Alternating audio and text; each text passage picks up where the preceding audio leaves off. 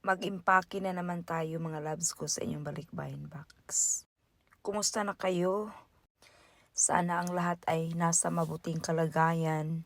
Samahan ninyo akong mag-impake ng balikbayan box. Kailangan na natin itong tapusin para maipadala na natin.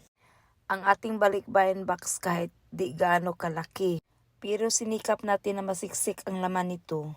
Kahit nagreklamo na ang shipping company na oversize daw ang box natin. Ngunit hanapan natin ito ng paraan na magkakasya pa rin ang mga bagay na gusto nating ipalaman sa ating balikbayan box. Sana masaya ang makakatanggap nito. Masaya na rin ako kung masaya kayo.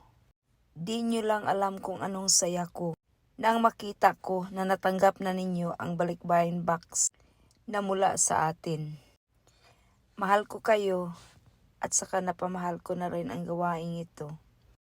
Sana i-bless pa tayo ni Lord para marami pang balikbayan box ang ating maipamamahagi. Sana hindi kayo magsawang suportahan ako. Ang inyong suporta ay malaking tulong yan para sa gawain kong ito. Gusto ko mang bigyan kayong lahat ngayon na, ngunit ito lang ang makakaya ko pa. So sana maintindihan sa lahat na magsikap at magtiyaga lang muna. At maging positibo na darating din ang para sa inyo.